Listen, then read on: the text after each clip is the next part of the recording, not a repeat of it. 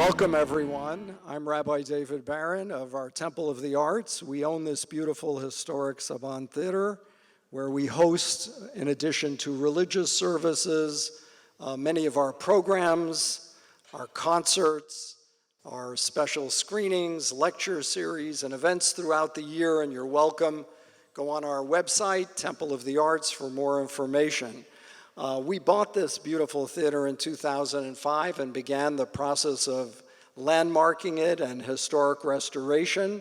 And as the largest arts and entertainment industry synagogue in the country, we've been very devotedly working towards bringing special events to all of you. And I want to say something tonight.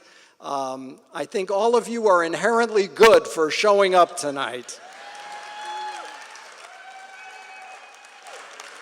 You didn't listen to the maestros of lockdown, and you didn't listen to the fear of monkeypox, and you came out, and I want to commend you and thank you for doing so. So give yourselves a nice round of applause. It's great to see unmasked faces finally, and we hope that will continue. So, an affirmation for this evening. I will take the time to listen to the perspective of other people and truly consider their point of view. Let's adopt that affirmation tonight. And in this world of political correctness and cancel culture and cancellation of people's views, say we have an open mind. And tonight we're very fortunate to hear the topic, Are Human Beings Inherently Good?, discussed by two really leading lights in our community, and I'm thrilled to have them with me, Dennis Prager and Rabbi Pini.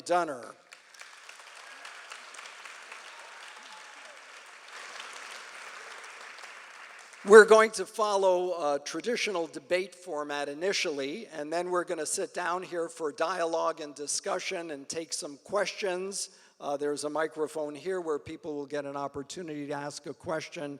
Someone said that's a trap, Rabbi, because Jewish people tend to give statements or declarations and not ask a question. So after 1 minute, I think this was Dennis's suggestion, after 1 minute, the microphone cuts off. So make sure it's succinct and a question and nothing less or more than that.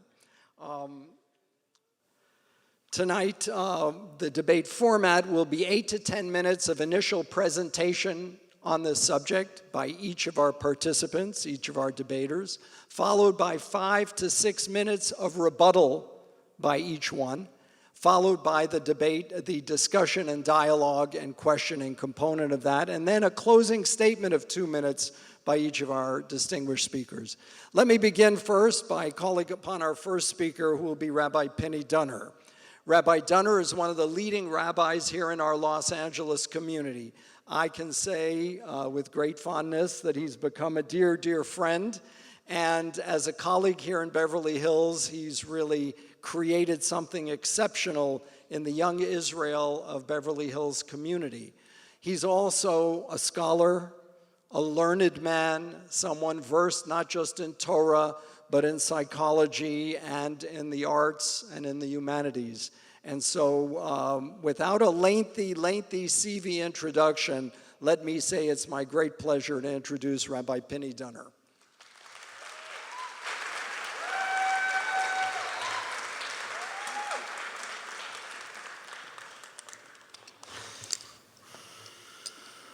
Thank you so much, Rabbi Baron, for your very warm introduction and for moderating this debate. I just love Rabbi Baron, so it's a pleasure to be here.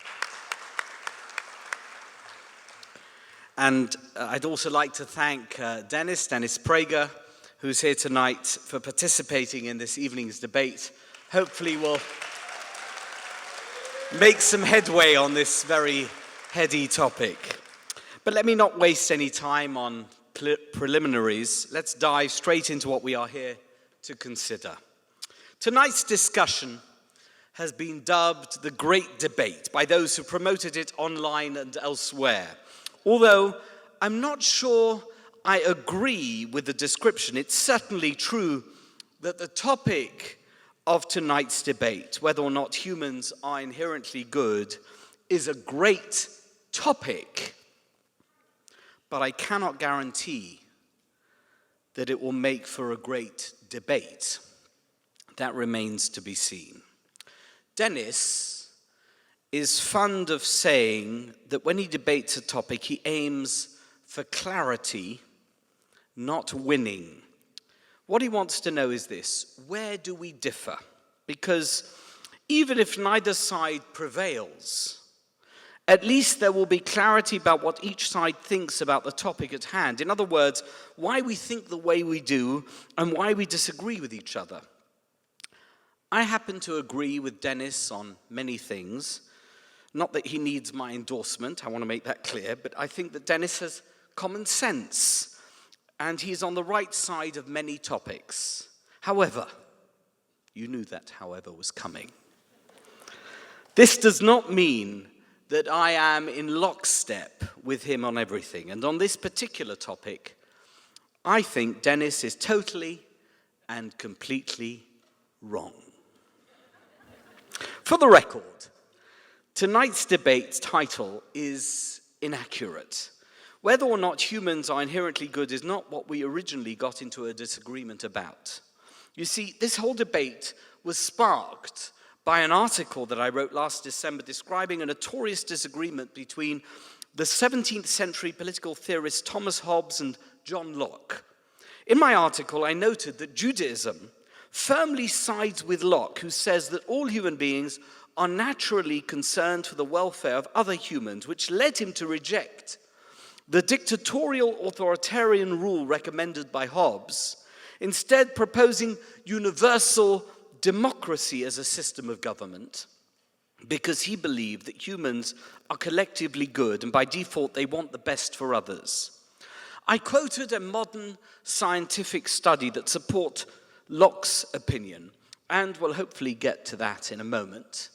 But more importantly, I explained that Judaism is in wholehearted agreement with the idea that humans are naturally good, beginning with a verse in Genesis which says that humans were created b'tselem Elokim, in the image of God. I then used this frankly uncontroversial concept as a backdrop to explain a gross miscalculation by the ancient Egyptians in their assumptions about how the less enslaved tribe of Levi would behave towards their more enslaved brethren. It's not, I have to tell you, as if I've never written and published a controversial article before. And I always know when I've done it. This article, not controversial, totally innocent, vanilla, or so I thought. Anyway, I published it and forgot about it. Then, a couple of weeks later, someone showed me a piece by Dennis in which he excoriated my article. It was not merely wrong, he said. It actually advances a thesis that is the opposite of what Judaism teaches. I did a double take. What was he talking about? And he didn't stop there. Apparently, my article proved that I was an Orthodox rabbi who, like so many misguided non-Orthodox rabbis, sorry, Rabbi Baron, had gone over to the dark side, leading me to distort one of the most important and normative ideas in Judaism. According to Dennis, I am living proof that secular values have entered Orthodox life just as they have entered the traditional Catholic and Protestant world. To be honest, I was amused, and I remain amused that someone as intelligent as Dennis could be so misinformed about the subject at hand and about me. And to compound his rather strident view of me and what I'd written, Dennis wrote as follows. I'm about to quote him. The Torah completely rejects the notion that man is basically good. I'll repeat that. The Torah, in other words, Judaism, completely rejects the notion that man is basically good. God himself states, Dennis wrote, that the will of man's heart is evil from his youth, Genesis 8:21, and that every inclination of the thoughts of the human heart was only evil all the time, Genesis 6:5. Powerful stuff, I think you'll agree, and quite unequivocal. Judaism, Dennis claims, thinks that humans cannot be good, which means that they are bad.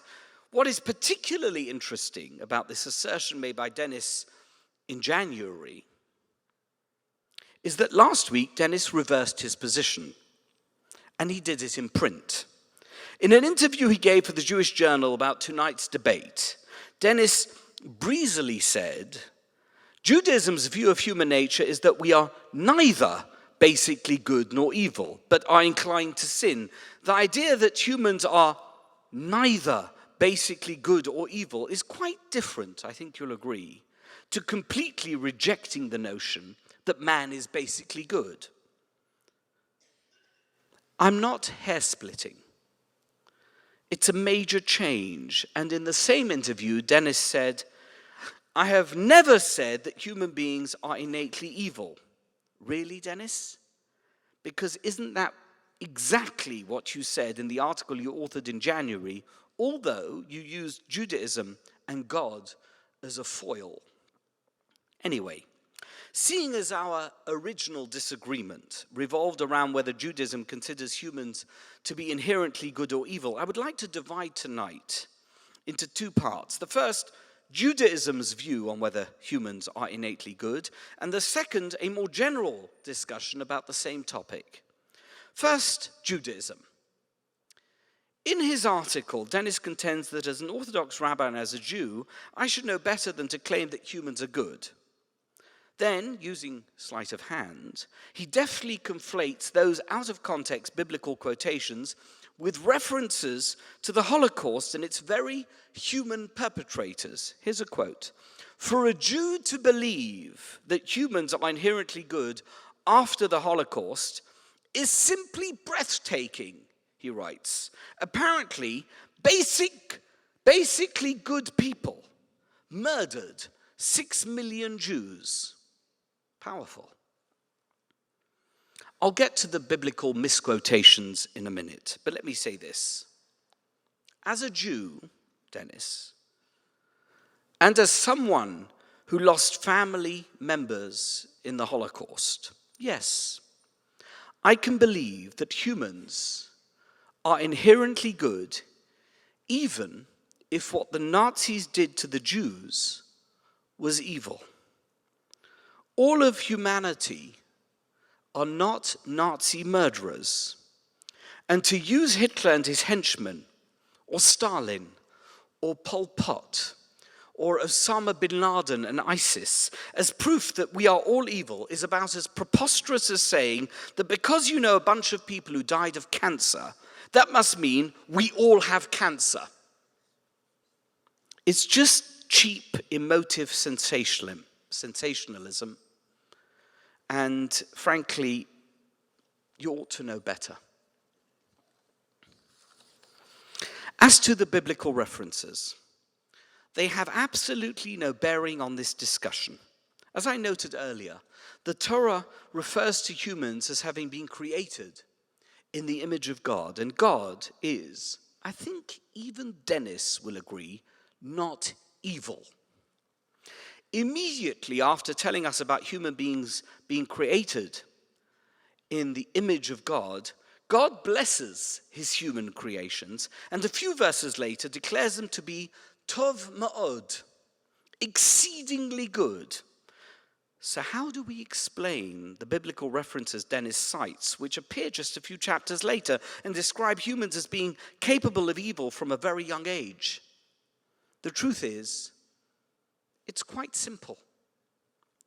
Rabbi Mordechai Breuer, an unimpeachably Orthodox rabbi and one of Orthodoxy's greatest modern era Bible interpreters, explains that there are many seeming contradictions in the Torah, and they all offer a glimpse into different aspects of God's word from diverse perspectives. In this particular case, the first perspective is at the beginning of Genesis. The Torah tells us humans are created in the image of God and that we are exceedingly good. The second perspective appears a little later on in Genesis, and it reveals that humans can slip into bad behavior, a possibility that exists from the moment we're born simply because our God soul is housed in an animal body. But, and this is important, just because, this is the quote from the verse, the will of man's heart is evil from his youth, that's the verse that Dennis quoted. This doesn't mean that we are inherently bad. Absolutely not. We are still good, but with the capacity to do bad. Bad is the aberration. Good is the default. And that, my friends, is not Rabbi Pini Dunner's opinion. It's the official textbook opinion of a bona fide Orthodox theologian, Rabbi Mordechai Breuer. And what's more, it's not a minority, controversial opinion.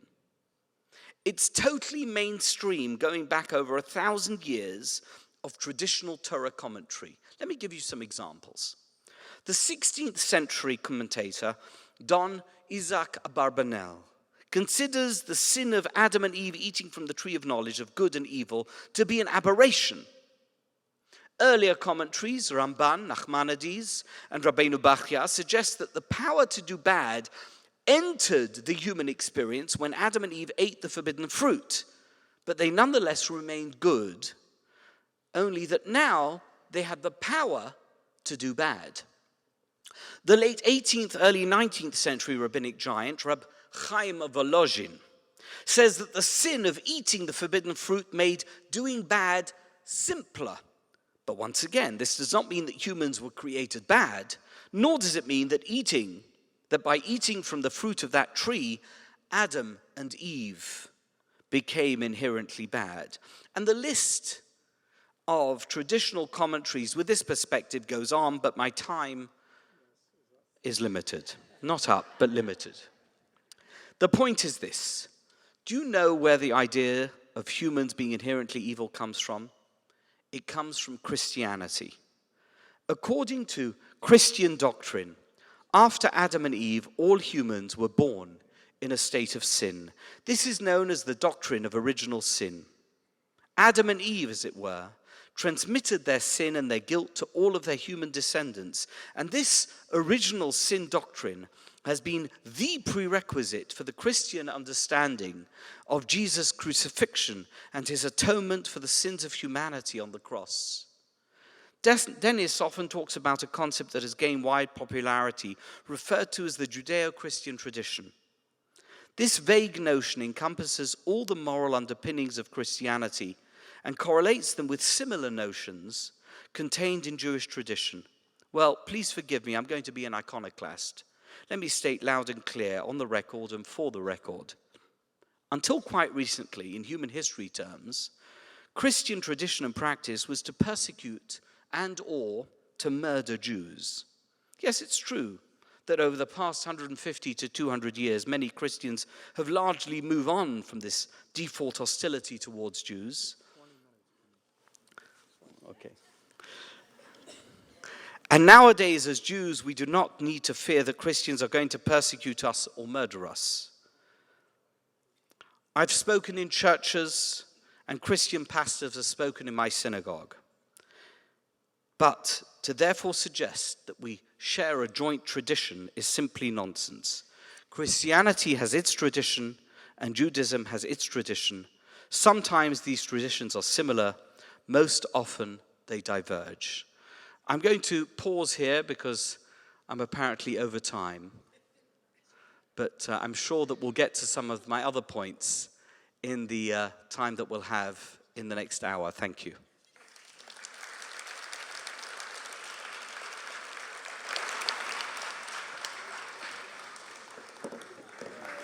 Well, it's a novelty that a rabbi only went over by 15 minutes.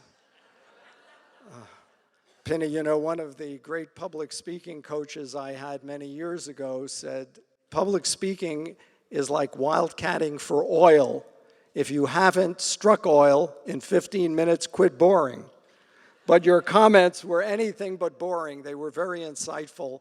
And right now it's my pleasure to introduce someone who I've known for decades. My goodness, he moved out here to California around the same time that I did in the late 70s. And he went to Brandeis Bardeen Institute, where he became the director, and went on into the stratosphere from there as a distinguished author, a major political commentator, conservative voice on radio, dealing with a whole host of issues, creator of Prager University. And when I think about one of his really most important books, The Rational Bible, I know he's going to have a lot to say in terms of insights from the biblical perspective. So right now, it's my great pleasure to call on someone I think of as well as a very dear friend, Dennis Prager. Dennis. And you have 18 minutes.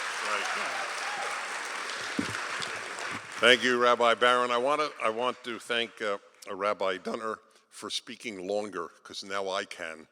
So that was a great service, and I appreciate it. One thing that just needs to be said at the outset, I know this is not the rebuttal time, but I want to put this truly as respectfully, because he has earned respect with his life's work. So it's not meant in any way, it's not respectful, but he's not debating me, he's debating a make-believe me. Most of what he cited, I never wrote, never said, and never thought. I never said that all of humanity are evil, that the Nazis are proof that we are evil. I never said Judaism believes that humans cannot be good. My life is devoted to promoting goodness. That's all I work for. So I've just never said that. I don't believe it. I didn't change my second response. When you say that people are not basically good, you should not infer that we are evil. That's not the same thing. And I almost always, I didn't in that essay, I should have said, of course, doesn't mean we're basically evil. But it is, again, I disagree with, it's not a great topic. There isn't a greater topic other than God's existence, whether or not people are basically good. The consequences of believing people are basically good is moral chaos, as I will come to in a moment. But first, let me deal, there are three issues here. One is, are we basically good? The second is, what does Judaism say, which is not part of the topic, but I'm more than happy to venture in there for a moment. Or what does the Bible say, whichever way you wish to phrase it. And the third is, why is it such an important topic? But let me begin with the case, and it's just some arguments for not being innately good. Let's begin with babies. Babies are innocent, but they're not good. Okay, I never met a morally good baby. I raised 2 babies, and I've known many babies in my lifetime. I was a baby, and my parents did not think I was a good baby. A good baby would do as follows. You know, I've ruined my parents' sex life, and I won't cry tonight. I won't throw up this evening. I will really care for their love life. That's what promoted me. That's what made me, after all. Babies don't think morally. They're not bad and they're not good. But the notion that we're born good is an absurdity. Babies are not good. Babies are the quintessence of narcissism. I want nipple, I want milk, I want mommy, and if you do not give me all of these things, I will ruin your life. My friends, that is not goodness, just for the record. And then we get older, and then we have children. Good children? Have you seen children interact in camp settings or school settings? Isn't bullying a major factor in most children's lives? I wonder if there were 10 people out of the 400 here tonight who were not bullied when they were a child, or perhaps either bullied or either were bullied or bullied others. I was a camp counselor. I saw rotten behavior on the parts of kids. Do you know the hardest thing in the world is to make good people? The most important project on earth is to make good people.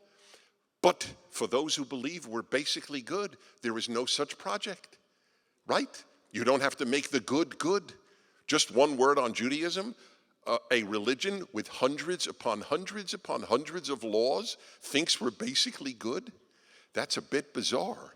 Why the hell do we need all those laws if we're basically good? Why would God say, do not murder? It's beyond belief. That's why I say it is the opposite of Judaism. I stand by that fully. If Judaism thought we're basically good, Judaism is useless. What do we need it for? If we're all basically good pianists, we don't need piano teachers.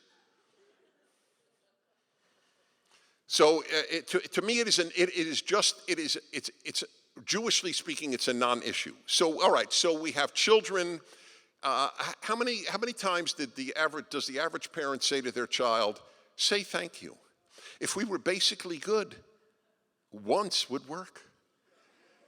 I have actually calculated. I would say the average parent has said to their child, "Say thank you," 10,000 times. Why? If we're basically good, wouldn't we say, you know, Mom is right. I should express gratitude whenever something good is done for me. But they don't, because we're born ingrates. We're not born grateful. Or, if you will, we're neither born ingrates nor grateful, to even be more precise. You have to teach people the most elementary decency, like just to be grateful and express it if somebody has done something good. And now let's go to adults. I'm just curious, is it easier to be faithful throughout a marriage or to cheat every so often? Okay, it's a rhetorical question, my friends. It doesn't need to be answered. That's why there's one of the 10 commandments, do not commit adultery. Because the temptation to commit adultery is one that people fight, especially men and increasingly women, their whole life. That is it. The reason I am convinced the reason people want to believe we're basically good is because this sounds depressing. I will prove to you that it is actually a major source of happiness to know that people are not basically good, but I will come to that in a moment. But let's just again understand that in adult life, one has to suppress the urge to have an extramarital affair. That is the natural human being. It gets worse. It is innate for men to rape, just as it is for animals. I know this is bad news for women to hear, but after all, feminists certainly have said this. They have said men are pigs for their whole time. Male nature is pretty awful. That is correct. Most men don't rape. A lot of men have in the history of the world, and when they can, like in war, they have done it all the time. Rape is natural. Fidelity and kindness are not as natural. That's just the way it is. However, a good man is a gem, and any man can be made good. That's why there are laws on what to do with a female captured in war in Deuteronomy. One of the reasons I believe in the Torah is because of that extraordinary law. You cannot rape a woman. You want that woman that you conquered in war, says Deuteronomy, you have her sit in your home, mourn her family, and then you can marry her, and that is the only circumstance under which you can touch her. That's unbelievable, given what has been done in war. Next one. We're basically good? Oh, really? I went to a yeshiva through high school. There were 120 students in my senior class. 117 cheated on tests. 3 of us did not. Okay? Apparently it didn't catch on. By the way, a lot of things don't catch on. One of the reasons I wrote my article to begin with was, if my opinion, and I don't intend in any way to insult Rabbi Baron, who is a dear friend, I am very pessimistic about reform and conservative Judaism in America. I am not halachically fully Orthodox. I have Orthodox beliefs, but not all their practices. But if Orthodoxy fails, Judaism in America is truly doomed. I went to the biggest Jewish day school in Florida, and I asked the students, how many of you would save your dog first or a stranger first if both were drowning? And they almost all had dogs, and in Florida they live by the ocean, so they all could answer the question. I got the exact same answer at the modern Orthodox day school in Miami that I do in secular schools anywhere else in the country, and I've been asking this question for 40 years. Would you save your dog or a stranger first if both were drowning? 1/3 said the dog, 1/3 the stranger, and 1/3 didn't know. 2/3 of kids at a Jewish day school didn't know that they should save a stranger before the dog they loved, because they were taught in their life, follow your heart. I love my dog, I don't love the stranger. They weren't told the obvious. Man is created in God's image and is infinitely more precious than even the dog you love.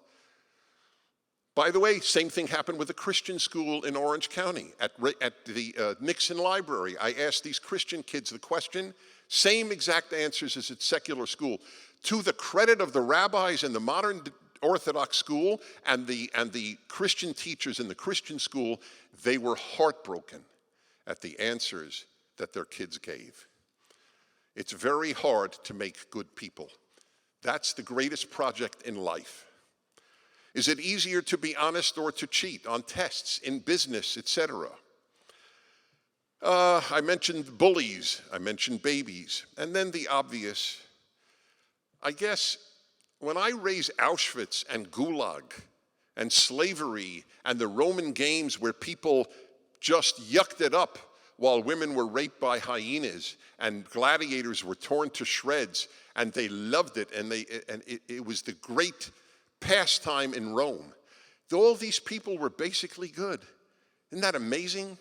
At a given point of all of the evil in history, I think you have to say, maybe this is a flawed creature, the human, who under the correct education can be made beautiful, but we don't start out that way.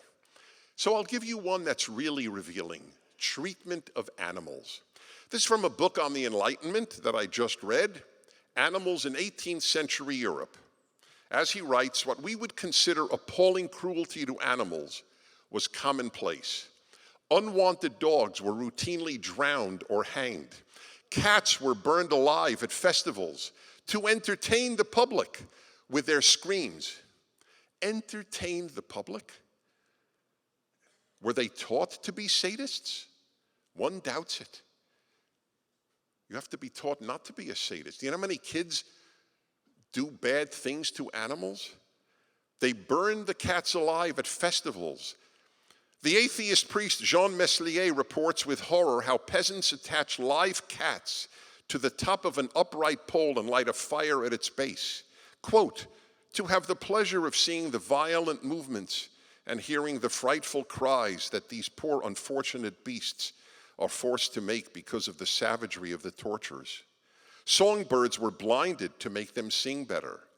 In Saxony, in Germany, a favorite amusement for courtiers was fox tossing, in which a fox was tossed in a blanket until it died.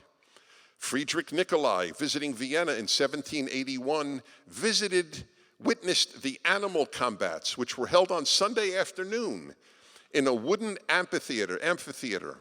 He saw a bull attacked by 8 dogs, one of which gripped it by the testicles, while another tore off an ear, and a pig eaten alive by 2 wolves.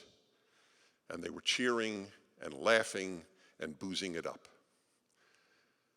After a certain number of these examples about life, isn't it like obvious? You know how I felt coming to this debate? And with this I'll conclude, maybe early. I was invited to Oxford, to the famous Oxford Debating Society, and you could see it on YouTube. And the topic was, which is the greater obstacle to peace in the Middle East, Hamas or Israel?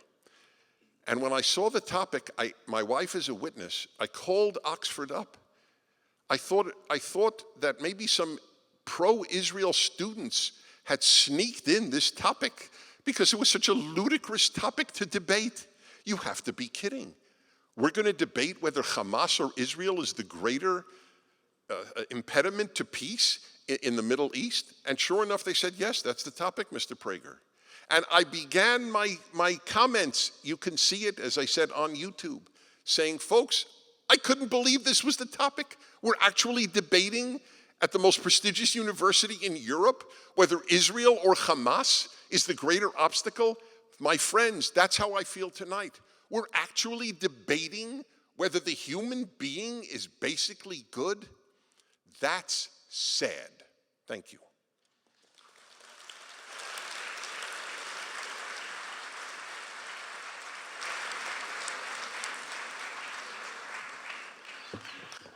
The next portion of the program is going to be a rebuttal. First, a rebuttal from Rabbi Dunner and Pini, 8 minutes, not a minute more. And then Mr. Prager, Dennis, 8 minutes for rebuttal as well. And then we're going to sit down here in these 3 chairs and have an opportunity for dialogue and discussion back and forth and taking some questions. So I'll begin with the first rebuttal, which will be Rabbi Dunner.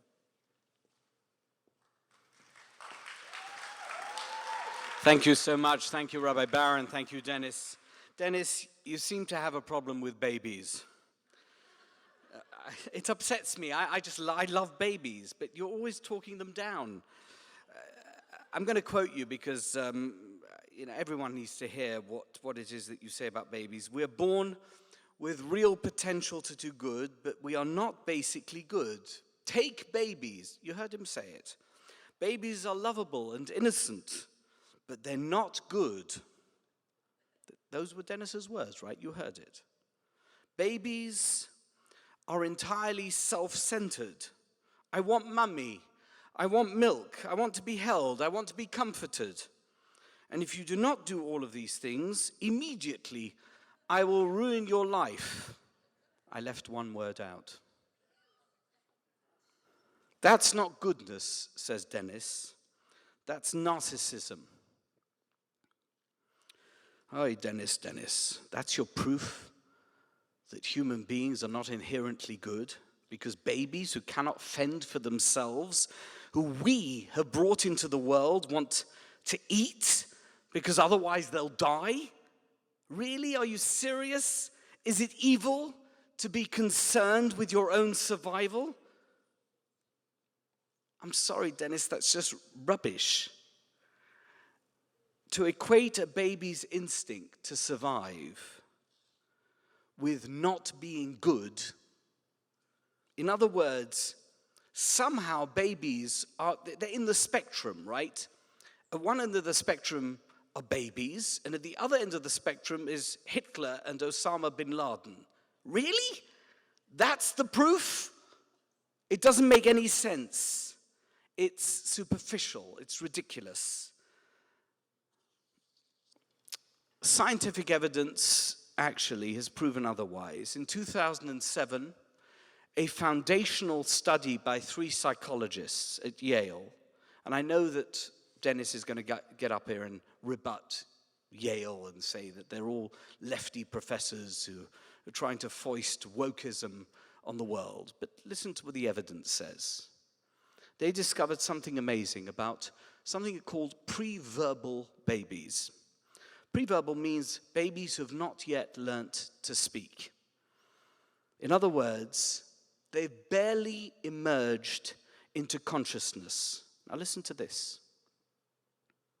The evidence shows that these babies, all the babies in the study, were aged 6 months to 10 months, tend to take into account an individual's actions towards others when they evaluate whether or not that individual is appealing. That's just amazing. The same babies that Dennis considers to be not good, they want people who they are surrounded by to be nice to other people. They're not selfish. And given the chance, they share and they smile. And I know that Dennis spoke about bullying. That's, of course, older children. What about all the children who go on an outing and they're given food by their mum and they're sitting next to a kid who wasn't given lunch by their mum and they give the kid food? Where's that coming from? Does that mean they're not good? What about all the adults? Dennis spoke about adults who do good in the world. Of course, it's easy to focus on Auschwitz and on gulags, and it sounds exciting and dramatic, and how evil people are, and people watching dogs eating pigs and bulls and biting off their testicles. I mean, it's just like gruesome. Oh my gosh, it must mean that humans are evil. What about the thousands, hundreds of thousands, millions of acts of kindness, gratuitous acts of kindness that are done every day by people who have absolutely no reason to do those acts of kindness? I've just returned from Poland, from the Ukrainian border, where there are hundreds of volunteers from all over the world helping Ukrainian refugees. I met a volunteer from India. He said he's from Calcutta. I said, "What are you doing here?" He said, "I'm here to help the refugees." I said, "Why?" He said, because there's people in need." "When did you arrive?" He said, "The war started on the 24th of February. I was here on the 26th. I said, "What about your job?" He said, "Well, I hope my boss will take me back when I get back." He'd been there 8 weeks by the time I was in Poland. So what do you do here every day? He says, "I give the refugees food. I give them blankets. I talk to them. I give them comfort." That's kindness. That's goodness. That's inherent. That's innate in a human being. We want to be nice to people. We see somebody on the bus, we smile at them. Rabbi Baron is hovering in the background there. So I think I've come to the end, but we'll do more of this when we chat on the couch. Thank you so much. Thank you.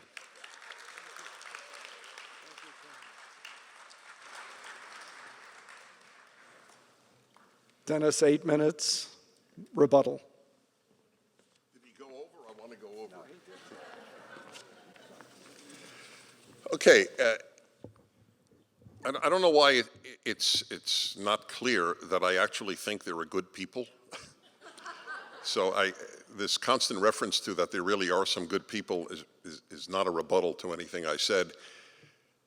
But so rather than even rebut right now, I'd like to add things that I didn't say earlier that are important. The rabbi wrote twice in his own article and then in the Beverly Press. After this debate, it will be clear that humanity has everything to be hopeful for and positive about. This is it. I want people who watch the debate to walk away feeling better about themselves. I think that's a big part of why the rabbi and many others want to believe that people are basically good. They want to feel better about themselves. I find that odd, though. I think you feel better about yourself if you know you're not basically good and you have achieved goodness. I mean, that's an achievement. It's a bizarre way of looking at life. I'll tell you another benefit in terms of happiness, and I'm a happy guy, and I'll tell you a big benefit of the understanding that people are not basically good. This is huge. When you meet good people, you're almost delirious. It is such a pleasant surprise. Whereas, and I know this from 40 years of radio, talking to people from every walk of life, people who believe people are basically good usually end up getting slapped in the face by life. They're shocked at all the people who have hurt them. They're not prepared. They have been given no armament of truth. So they live in a make-believe fantasy world for the naive and for the childlike. Oh, people are basically good. Gee, so why was I just cheated by the guy I trusted? Why was I just hurt by this individual? Why? And they just walk around and then they get bitter. I walk around constantly in amazement at all the good people that I do meet. It is such a happier way to live. Just for the record, in this regard, and I'm sure in many regards we agree on many things, but we're not debating what we agree on. We're debating what we differ on. We have nothing in common on this issue. Nothing. I wish we did. Do I not believe people are capable of good? Did I ever say there are no good people or there aren't good people or anything like that? My life is devoted to cultivating good people. And they're in my life. And yes, babies are not good. Why is that controversial? A Yale study, you know what? Yes, I will crap on Yale. You were right. You were 100% right. I will. You know how many studies from Yale and Princeton and other Ivy League universities and other universities now reveal that sex in the human being is non-binary? Whereas every mammal, every primate, virtually everything above the most primitive insect comes in male and female, not humans. American Medical Association has just announced that the sex of a child should not be listed because we really don't know the sex when they're born. That's what experts are telling us. Why are they making such foolish studies? We know that the pre-verbal baby is good. I'll tell you why. Secular people don't believe in God, so they better damn well believe in humans. That's the reason. Why would a religious person believe in humans? That's a tougher question to answer, given the record. I believe humans can be beautiful, and there are beautiful human beings. There's a Yad Vashem, there's a garden of the righteous, Chasidei Umot HaOlam, the righteous of the world's peoples, at Yad Vashem, the great Holocaust memorial of the world, the one in Jerusalem. Why is there a garden for good people? Because you could fit all the names of the good people of the 1940s in a garden. That's why. There were good people. You know that I have spent much more of my life studying goodness than evil? And you know why? Because I know that real goodness is an aberration compared to evil. That's why. People are afraid. People are cowardly. People have to fight their own instincts. It's a battle. It's a battle to be good. It's a battle to be sober. It's a battle to be faithful. It's a battle to be honest. What's wrong with that? It's a beautiful task in life to try to achieve that and to raise our children to want to be like that.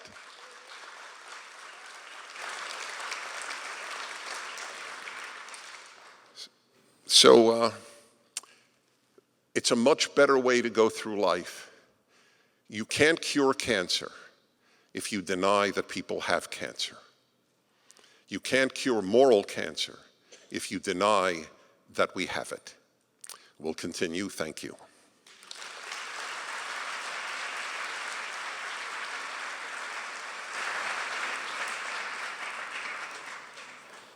So we're going to have this next portion, which will be a dialogue, a debate, a discussion, really more of a discussion and a point-counterpoint on this phase.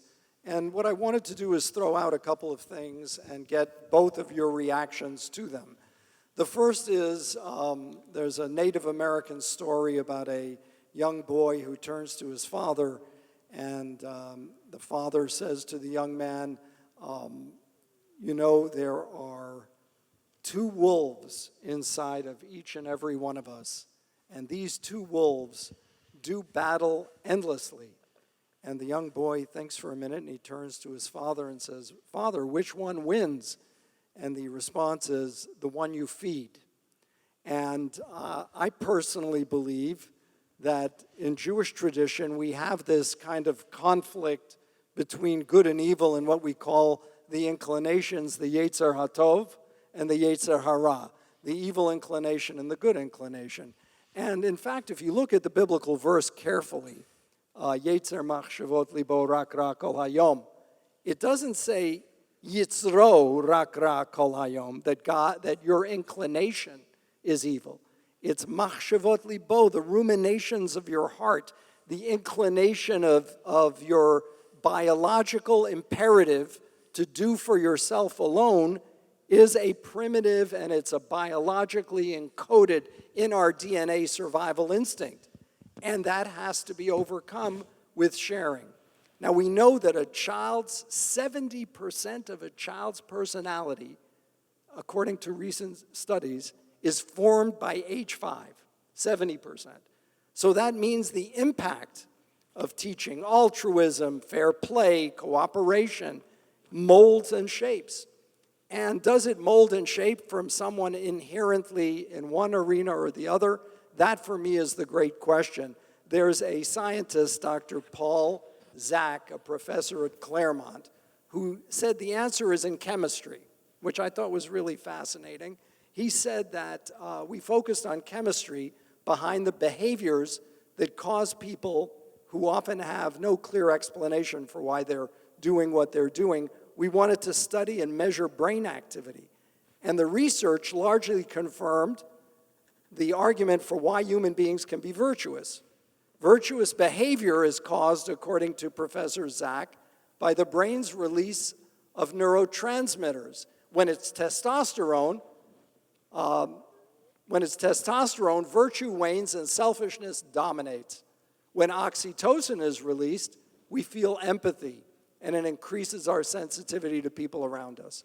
So creating the nurturing environment shapes someone who I feel is more of a blank page, not a clearly defined good or evil. What is your response? I'll start with Dennis and then go to Rabbi Dunner on these points. I have no argument with regard to oxytocin and testosterone. I have nothing to say. I don't know what hormone you can inject or induce that produces the most critical thing, the most critical ingredient of goodness, and that's courage. Is there a courage hormone? I wish there were. I would believe in that more than I can give you an insight into that, Dennis. Okay. The Oleners did a study on altruism, what constitutes the altruistic personality. And both professors, husband and wife team, found something really fascinating, that people who acted heroically during the Shoah in rescuing others who had what they defined as the altruistic personality seemed to have, in a preponderance of cases, families that sat down at the dinner table and asked them provocative questions about their life and what they would do in different sets of circumstances. So that's their theory in response to Well, it's funny you should mention, I knew Pearl and Sam Olener very well. I have a published dialogue with them at great length. I interviewed them. And just for the record, I asked them, both were secular Jews who had been saved in the Holocaust. And I asked them, if you had to go back to Europe again and try to be rescued by a non-Jew, would you knock on the door of a professor, a doctor, a teacher, or a priest? Both said a priest. I have a feeling that they thought religion was more significant and they were secular than even whether your parents asked you questions at the dinner table. I have that actually in print. So it's just an interesting thing that you should raise them. I do want to raise one other thing, since I didn't take up much time on testosterone. So when Rabbi Dunner mentioned that God said that it was good after creating the human being, I think it should be noted, and this is not news to anybody here, or to many of you perhaps, God said it was good in 5 of the 6 days of creation. So when God created insects, he said it was good. Are there moral insects? Are insects basically good? God said it was good after he created the sun and the stars and the moon. God was reflecting on the greatness of his creation, and he did so. But when God created the human being, where it says very good, I fully acknowledge, but it is not necessarily a statement that the human being is morally good. He was proud of his creation as he should have been. The flood proves that. Rabbi Dunner to respond. Can you hear me? No. Hello. When he was hitting yours.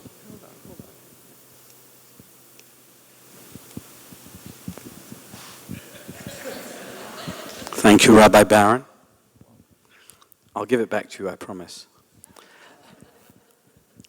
I'm not convinced by the chemical argument. Chemistry definitely plays its role, but it plays its role in everything, as do genetics, as do, it's the nature-nurture thing, isn't it? But I do think that we have a neshama. We say every morning in our prayers, Neshama shenatata bi tohorahi. The soul that you gave to me, God, is pure. That soul needs to be nurtured spiritually, not necessarily with chemicals or good meals, or even necessarily the type of nurture which is parents telling their children to say thank you. It's a different type of nurturing. It's a spiritual nurturing. And I do think that inherently people aspire to goodness. I want to share with you, if I have 2 or 3 minutes, a story. I wasn't thinking of saying this story, but we've spoken so much about Holocaust and the Holocaust survivors, and I'm a witness to this story, not directly, but indirectly. Many years ago, I was in Bratislava. It was a conference of rabbis, and Simon Wiesenthal spoke. He was very moved. He was given an award by the rabbis, and he said he'd never been to an event with so many rabbis in his life. He wasn't a religious man. Even in Poland before the Holocaust, he wasn't religious, but he said he wanted to share a story about a rabbi. And he said when he was, after the war, he'd survived, and there was a rabbi who came from America. We happen to know that that rabbi was a man from Cincinnati called Rabbi Eliezer Silver. And it came to that time in the day when one has to daven mincha. We just daven mincha a few moments ago. And Rabbi Silver said, can we have a minyan? Is there a minyan here? Do we have a few people who want to daven mincha? And he tapped Simon Wiesenthal on the shoulder and said, would you join us for the minyan? He said, definitely not. I will never join a minyan in my life. And Rabbi Silver said to him, why not? So he said, because I had an experience in the camps that put me off religion forever. There was this man who had a siddur. He'd smuggled in a prayer book to the concentration camp, and every day people would ask him for the siddur, and he'd say, yes, if you give me part of your ration, I will give you my siddur. And he turned the siddur, this prayer book, this religious artifact, this religious experience of praying, into a commodity, into something commercial.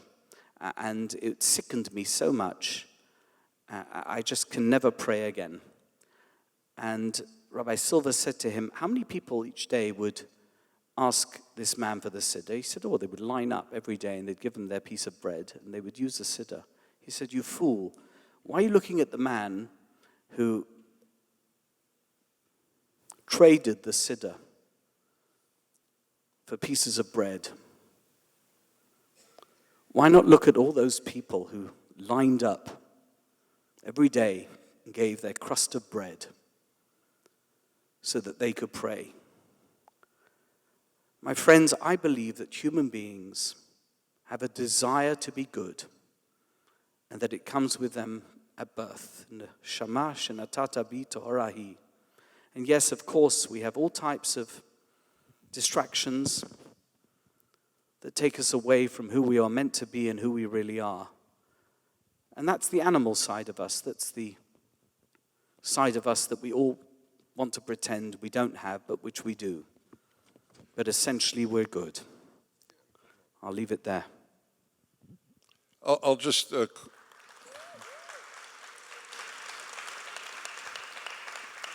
just a word about the soul. The soul is pure, but we're stuck on earth. And we're not just souls, we're souls and animals. And the rabbi, in fact, in his article noted, well, it's the animal part of us that I'm obviously paraphrasing, that misdirects the soul, or whatever term you might want to use, but that's just the way it is. We are not just souls. Maybe in heaven we're just souls, but not here. So when we ask, are people basically good, we're not asking, is the soul that is disembodied from the human good? And by the way, the word in Hebrew, of course, as you know, I'm not bringing anything new here, is pure. And again, you can't even attribute moral goodness to a soul, because souls don't choose badness. You can only be good if there is a possibility of bad. I'd just like to add one other thing, since we have this extra time here. Why I said in the beginning why I thought this is the most important subject, again, an area where Rabbi Dunner and I differ. I think it's of surpassing importance. If the belief that people are basically good, which was essentially ushered in with the Enlightenment and Jean-Jacques Rousseau, that has led to terrible understandings.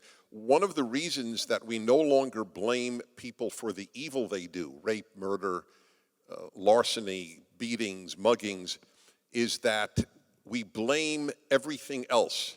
That is the genesis of blaming America, blaming racism, blaming poverty for the evil that people commit.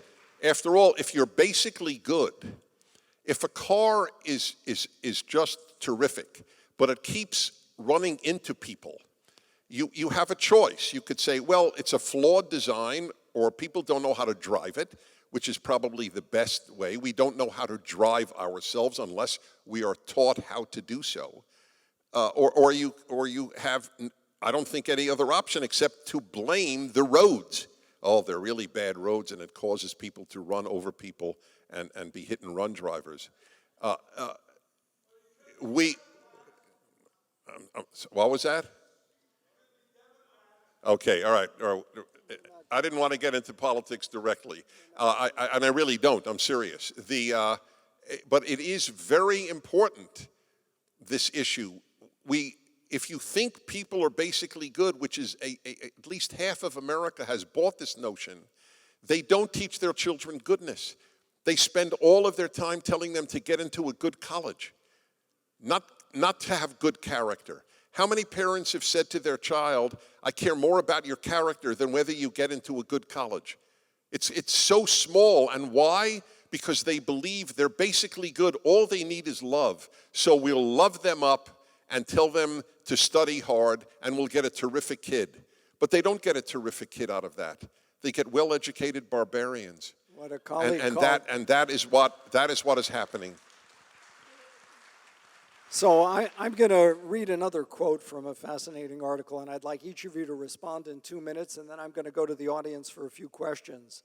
So according to one of the authors, we are a highly adaptive species, and the biological answer on whether we're moral or immoral is that we have evolved behaviors that increase our chances of survival and reproduction.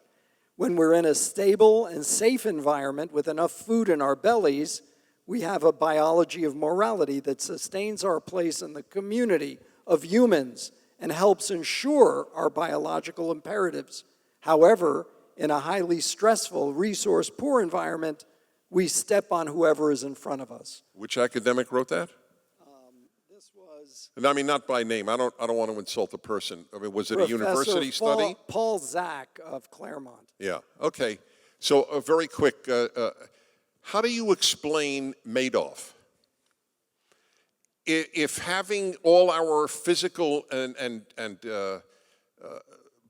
other material needs met gives us a safe environment to be kind, how do you explain all the rich crooks? This notion, this is typical of the nonsense your kids learn at a university, that the genesis of bad behavior is material insecurity. That's what they said about the 9/11 murderers, terrorists.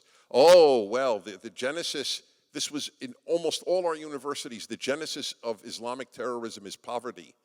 It turns out, though, that every single one of the murderers of 9/11 was from an upper middle class home in Egypt or Saudi Arabia or elsewhere. If poverty causes crime, then wealth should cause decency. But it doesn't, does it? I don't know. I'm not sure if that's a generalization or not, because the question is you'd have to do a study of sated people, not necessarily wealthy or uber-rich people, and determine if their tendencies were more towards exploitation and violence towards others or less inclined to be that way. And so that study I don't think has been done yet. I think it's been done every day in the newspaper. I think the upper middle class, upper class is destroying this country much more than the poor people are.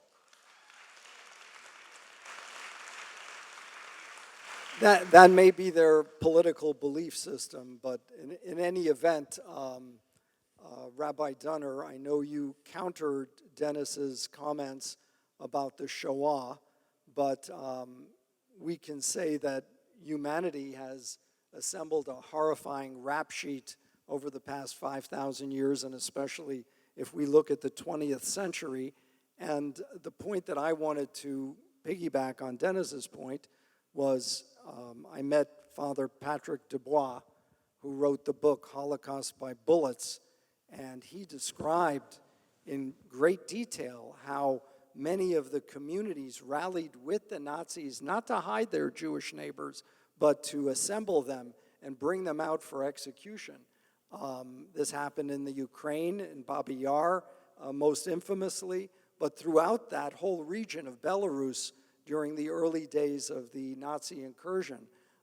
Furthermore, we know, for example, that these kinds of atrocities occurred on a grand scale. Daniel Goldhagen writes in his book, Ordinary Germans, that how could these Germans sit by and say they had no knowledge of what Hitler was doing when he had been speaking so publicly? So when you look at that kind of brutality by the rank and file person, how can you say that people are inherently good? I need your microphone.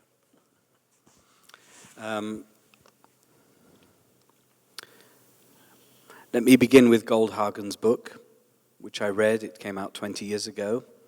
I think it's an excellent polemic. I don't necessarily agree with it. And I'm going to tell you in a minute why. But before I do that, I want to tell you that you're talking about 5,000 years of human history. In 5,000 years of human history, there have been some pretty heinous crimes against humanity, genocides. There's been villains from Genghis Khan all the way through to Osama bin Laden, and many in between. At the same time, there have been millions of people who were not Genghis Khan or Osama bin Laden or Adolf Hitler or Joseph Stalin, who didn't murder and who didn't participate in murder. So your accusation against them is that they somehow were participating in the crimes against humanity, because all it needs for something bad to happen is for good people not to stand up against those who are evil. I think that you are ignoring sociology. If you live in a society, for example, where it's perfectly normal to hate Jews, even if you don't hate Jews, you're not going to be the one who wants to stand out and lose your job and lose your family and lose your status because you want to be the one who stands up for those people who are being persecuted. And of course it's true that that is something that is a cross to bear, but there is something called post-traumatic stress disorder. People who do participate in a somehow by association in evil, or perhaps sometimes actively in evil, do suffer from trauma afterwards.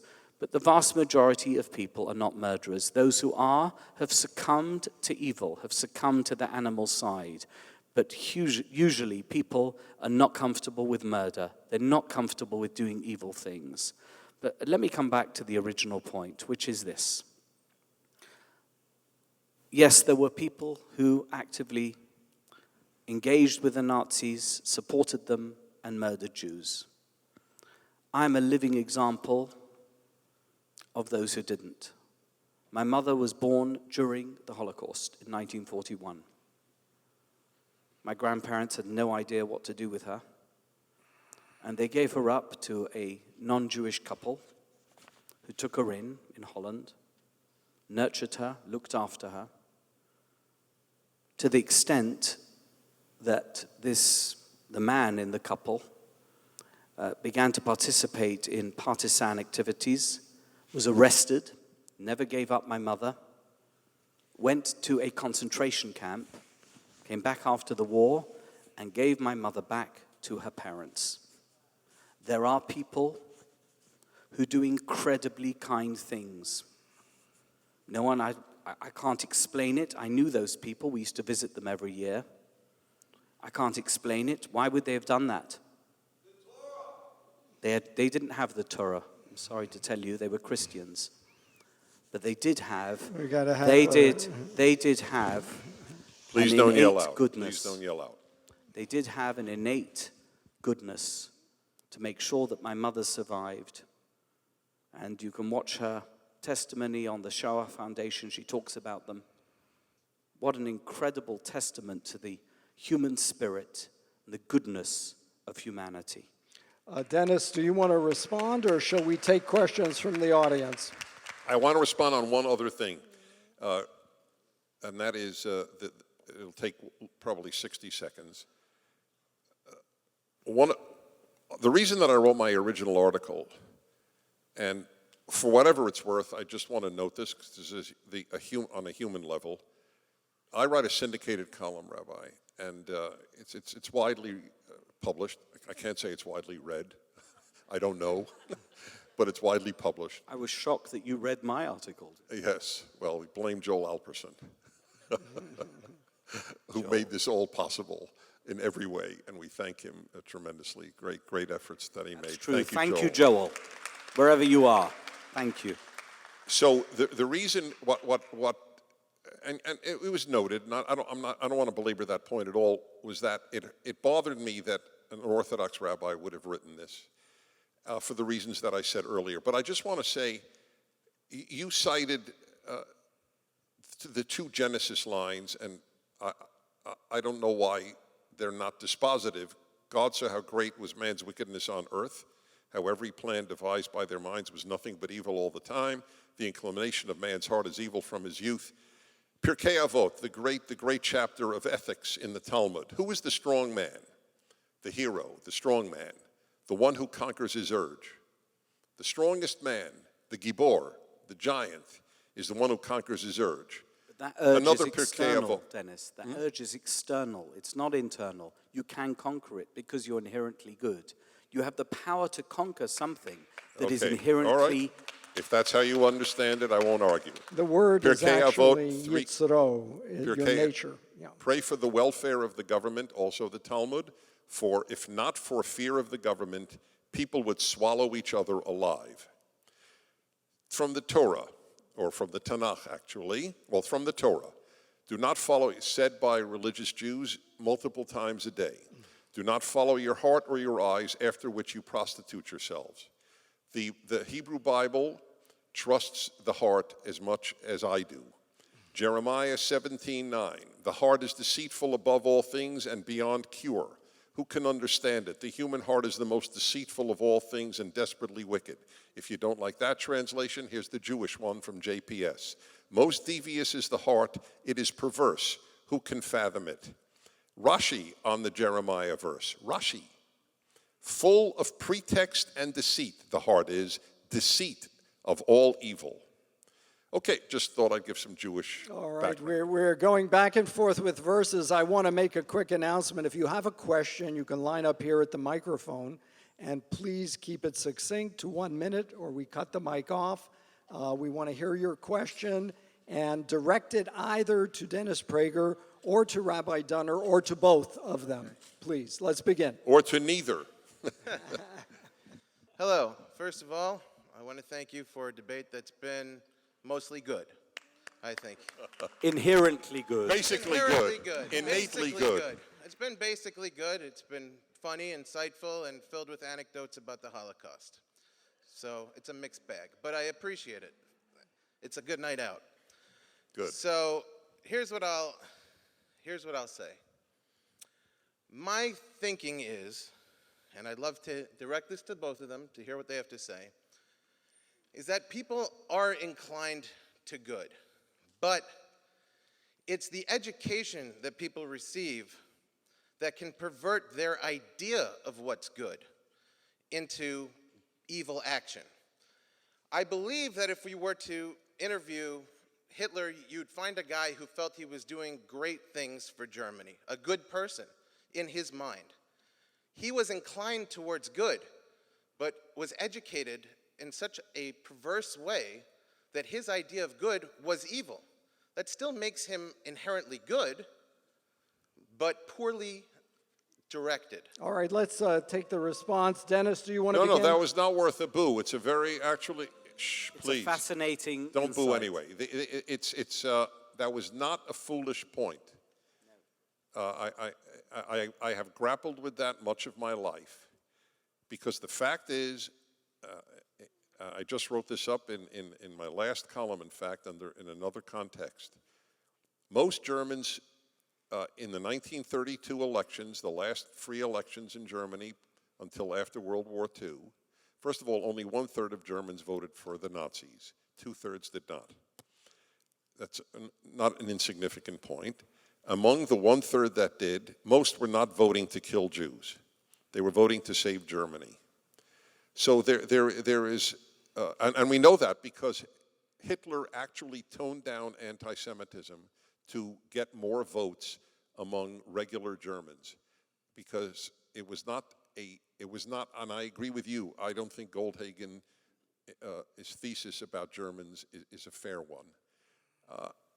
It's the human problem more than the German problem, in my opinion. So it's a very fair question. All it does, though, is prove how difficult making good people is. If people could delude themselves so easily into doing spectacular evil, that was the famous Milgram experiment. If people could, at Stanford, if people could delude themselves into thinking they're doing good so easily while they are doing bad, it's a bizarre thing to say we're basically good. There is something wrong with our ability to assess goodness that is intrinsic to us if we think that we're doing good by building Auschwitz. All right, Rabbi Dunner, would you respond to this gentleman's Very quickly, previous I'm question? going to say that there is a psychologist, he's a professor of psychology at University of Massachusetts, Amherst, called Irvin Staub. He's emeritus, he's quite old, he's in his 80s. He defines evil as follows: extreme human destructiveness that is not commensurate with instigating conditions. For example, Jews were no threat to the Germans, or anyone else for that matter, so gassing them in their millions was evil. On the other hand, to go back to the baby example, a baby crying because it wants milk or because it wants its mummy may be annoying, but it's reasonable, it's not evil. He talks about genocide. In fact, he is a great expert on genocide, and he says as follows: genocide results from the perceived frustration of basic human needs and the development of destructive modes of need fulfillment.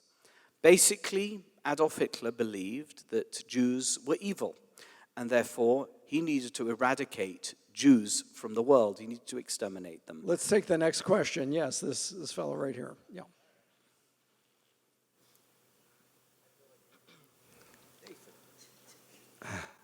Good evening. Thank you, hosts, debaters, and audience, first off. Only by speaking out can we create lasting change. Deshaun Stokes. My question is for you, Dennis Prager. Without knowing me, would you say I'm a good person, a neutral person, or a bad person? And as a recent college graduate, I look back at my heritage and experiences. I served on the student government and defended Judaism and conservatism for 2 years.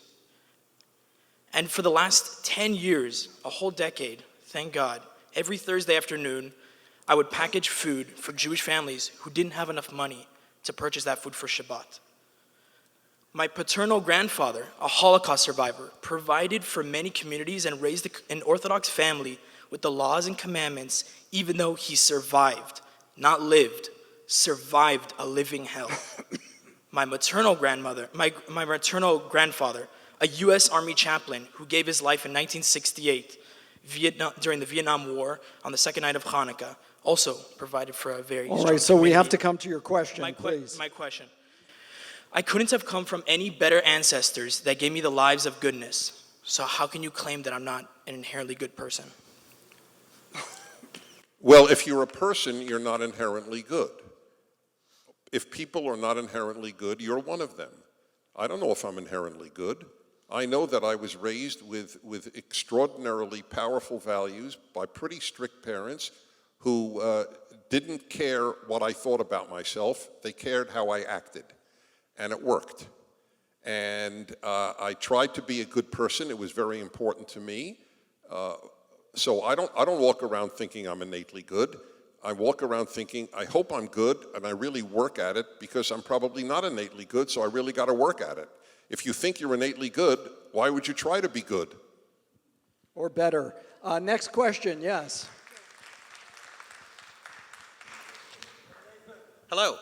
I have to say, it was not entirely clear to me, or it seemed to me throughout the debate, that you were often talking past each other. I suppose it's not entirely clear to me where the disagreement is between you two, other than on the statement of the debate. Are humans inherently good? It seems to me, for example, Rabbi Dunner acknowledged that humans have an animal instinct against which we must struggle. And that sounds remarkably similar to what Mr. Prager said earlier regarding, thank you, that seems remarkably similar to what Mr. Prager said earlier regarding the need to enforce goodness on people. I guess my question is, to what extent is this actually a debate about values, and to what extent do you just not like the phrasing? Is this Wait, question so for both? because of the speaker position, I didn't hear the last words. Repeat them to me. Can you, again. Rabbi? I said, to what extent is this a debate about values or a disagreement about the phrasing of the... That's basically my question. That's what I was... So to what extent it is a debate about values, Is this or I'm really sorry? more a debate about values than the inherent goodness of No. people, all This right? is inherently bad behavior, but I have to say, Okay, I was oh, very wait. dissatisfied You had with... your opportunity. I No, know, no, but it's I not didn't fair to get- the people waiting. I wanted... Okay, I know. I'm sorry, it's not fair to the people waiting. I know how badly you feel. Okay. Okay, no, it's okay. People get passionate, and it's fine. I understand that. So, okay, so are you asking, in essence, where do we really differ? If he acknowledges, this is what I heard from you, it's always, I do this all the time, and they never have speakers facing here, so you hear much clearer than we do on stage. So are you asking, where really do we differ, since he acknowledges that we in fact can do great evil even though we're innately good, and I acknowledge that we can do great good and great evil? So you want to know where we differ? Yes. Yes, so we differ in what is the raw material. That's what the debate was about. I think the raw material issue is much more important than the rabbi. His first comment was he doesn't think this is that important to debate. You would seem to align yourself, and that's perfectly fine, with the rabbi in this matter. I think it is the second most important question in the world. The first is there a God? The second is how you see human nature. And right. if you see human nature the way I do, then you must spend all day raising good children when you have children in your home, and the rest of your life raising yourself to be a good person. That work is not necessary if I'm already good. Pini. So I would see it quite differently. My position would be is that we want to highlight and bring to the fore the good in human nature and prevent the pitfalls that might drive someone over the edge of the cliff or through a red line in terms of them doing the wrong thing, which I believe is the orthodox position based on numerous commentaries that I cited in my piece and in the talk I gave tonight. Take the next question, please. Saban Baron, everyone give him a cheer. I will divide my question for three parts. First of all, Dennis, I want just to ask you about the opinion of tshuva, repentance. Rav Kook said that tshuva, the whole experience of tshuva, is to be connected to yourself because yourself is good, and doing sins, it's a mechanism of disconnected from yourself. He wrote a whole book about that, Orot HaTshuva, which he pictured the idea of repentance in a revolutionary idea, which basically, he said, yourself is good, and what you need to do on Rosh Hashanah and Yom Kippur is to be connected to yourself. He said the same thing about education. Chanoch lanar al pi darko. He said the mechanism of education is to reveal yourself, to get access to yourself. That's the work of educators, and us as leaders, as a community, as teachers, as parents, is to allow our kids to be connected to ourselves. Third, the idea of heart is bad or not bad. There is a pasuk in Dvarim, Umal Hashem et levavcha ve'et levav zarecha la'ava et Hashem Elokav. So you have to circumcise your heart. Rabbeinu Yonah said, on the spot, he has a commentary about the pasuk, he said that the orla is the form part that a man or any human being grows on his heart, and your job is to take the foreign part, which is the orla, and reveal your heart as a pure, good heart, which is a direct contradiction to what you said from Jeremiah. Thank you, Nati. Thank you, Nati. Okay, so all I could say is, in 3,000 years of Jewish writing, you are going to find a whole host of opinions, I fully acknowledge. So the question is, what is normative? I return to my original question. If we're basically good, why did God tell us at Sinai, do not commit murder? There's a simple answer to that, because he put us in this world where those desires exist. If we were angels, we'd still be in heaven. We live in this world, and we are a strange hybrid of an animal and a soul. The soul desires to do good, and that's really what animates us. And then we have the animal, which works with the animal instinct, which wants to do all the stuff that you're saying is bad. We have to be true to our real selves. We're not chimpanzees, and we're not insects, and we're not pigs and cows and dogs. We are human beings, and we have this neshama. We have to find that neshama and make that be the shining and guiding light of who we are. Dennis, do you want to respond to this? All right. So human beings tend towards addictive behaviors. You know, I know, Dennis, you were talking about these laws that relate to the basic commandments, that because human beings' inclinations, that their tendency to addictive behaviors drives them in this direction, how important it is from an extremely early age to begin to nurture and develop. And I didn't hear either of you talk about the nurture education component of this in terms of shaping from infancy, shaping someone as they grow. I see education as something similar to what Nati just said, which is uncovering, taking the husk off the, like the peanut. In order to get to the peanut, you need to take off the shell. In order to find the real person, you need to take off that shell. And education is making sure that we find ourselves and be true to who we are, as I just said a few moments ago, as opposed to educating us away from our badness, which is, I think, what Dennis believes, because babies are not good, so we have to educate them to be good. I'll take that as your closing statement. Dennis, would you offer yours as well? Well, I think it's clear where we differ.